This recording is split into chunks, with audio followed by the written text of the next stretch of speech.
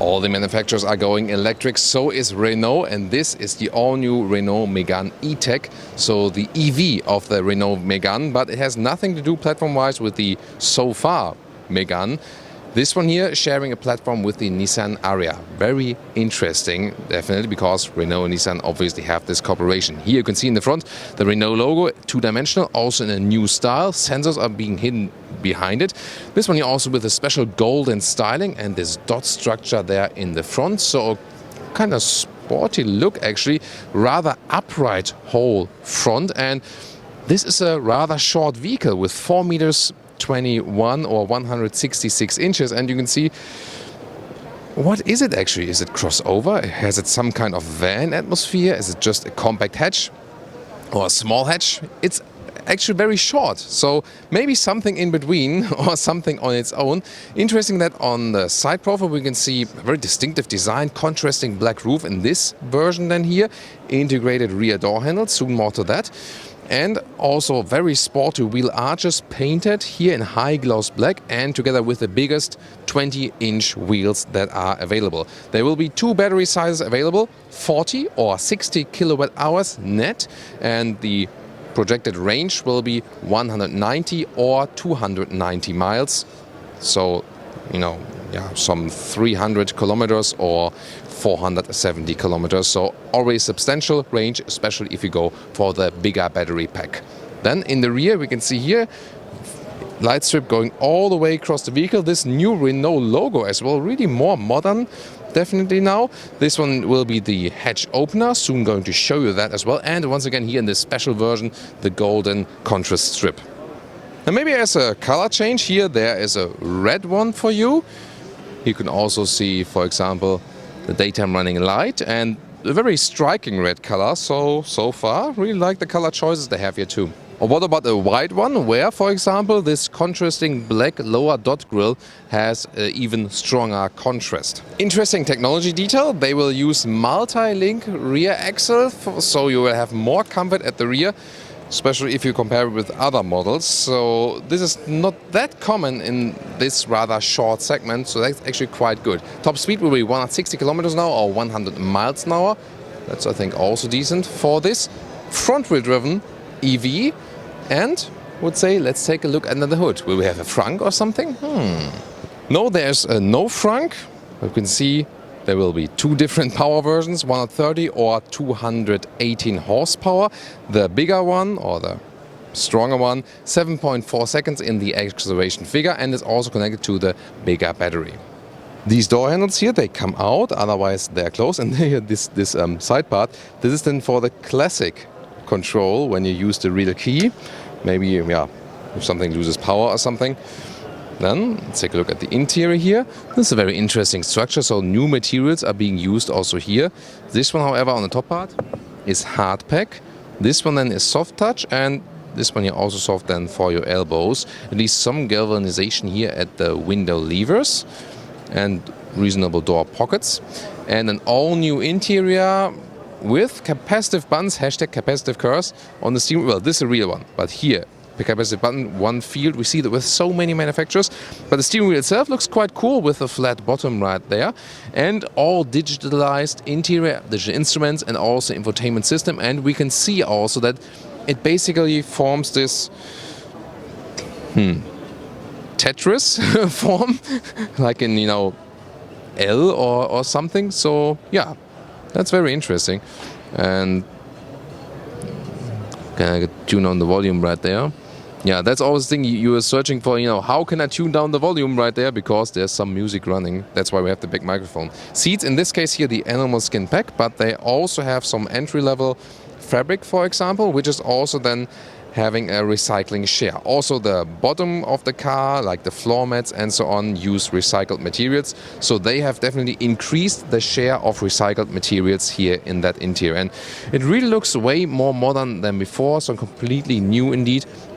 Interesting new approach here for the new Renault vehicles. And let's take a seat with the proper seating position. I'm 1m86 or 6'1". Subscribers know. And headroom here, enough headroom left. Steering wheel can be moved up and down, in and out. Actually quite good control. And this looks really, when we, for example, compare the recent Renault review we did with the Arcana, this is a really new futuristic interior. Very crisp how the instruments appear and so on. So definitely very interesting. In the top part here, this is rather hard actually here from the dashboard, but optional Harman Kardon sound system. This is something we also have to find out in a test drive or something. Here there's a so-called multi-sense button, and this one then goes to the different driving modes. Easy to pick then here at the steering wheel. That's a cool thing, like with a sports car. And there you can see also how the driving modes adapt to that: sport, comfort, eco, and so on, to give you even more boost for that. Here the cockpit overview, you can see once again this form is horizontal here and then rather vertical screen right here. Yes, we still have manual climate dials. That's good actually. So, and they have a nice clicking sound as well. So really like to have them. That's actually pretty cool. Here there's inductive charging pad then for your smartphone that you can easily access it, and also some leatherette with some contrast stitching right there. I think it's a very interesting design they found here. Let's focus on the infotainment system. And here you can see way to go, because we know it from the Polestar 2, for example. This one here is a Google infotainment system, and that's of course awesome. Wow, who would have expected that Renault goes for this one? This is really groundbreaking for the whole brand. You can still have Android Auto and also Apple CarPlay, so that's actually cool, but having this Android-based infotainment system is, of course, I mean, they are really then on the same par as Polestar and also with Tesla and no one else. And all the premium manufacturers, they have suddenly a worse infotainment system than Renault, and that's of course shocking.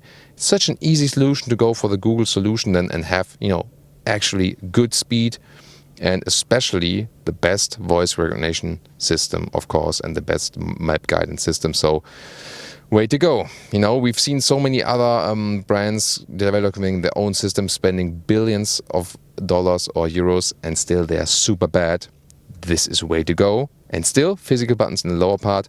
Hey, this might bring a lot of customers back to Renault, indeed. In the lower part then, here, cup holders. You can adjust them with these splitters here. Then more cup holders in the front. And here, this armrest here. You can slide a little bit forward or backward. This rather classic volume control. So I didn't expect that they still put this one here. And then you can also switch the songs with a turning jog here behind it. So this rather classic Renault element, they obviously kept that the customers still feel at home if you already have owned a Renault before. And very interesting detail, look at that here. This is either a normal mirror, or you can switch it around. And then you have a screen when maybe like the back in the trunk, everything is packed fully. And yeah, you can also watch the people at the show here. Access to the rear here integrated. Very nice solution. And then here also hardback, of course. At some point, they need to have some cost savings. And at the moment, this one is rather a dark interior, so you cannot see too much. But the real big question is, this is a short vehicle. It's a small EV. I can't believe how short it is actually from the exterior dimensions, but will I have enough legroom still? I mean, I can't imagine, but yeah, I mean, with my feet it's a little bit close, so the seat would need to be put a little bit higher, but then you see it's not like plentiful, but still my knees fit in here. You can drive this car with 4 tall adults, although it's just 4 meters 20. That's really astonishing. So very impressed by the dimensions, and of course using the EV platform, you can very well sit in the middle here as well. There is no middle tunnel whatsoever. Of course, the battery placed all the way in the bottom of the vehicle, also then low center of gravity for that. And what they also thought of is a special access for the battery for firefighters, that in case of a crash, and it might it is actually a big problem that when batteries catch fire or tend to catch fire, it's hard to put them out. Interesting that the manufacturer thought of that. And now the trunk, 440 liters. Let's take a look at that.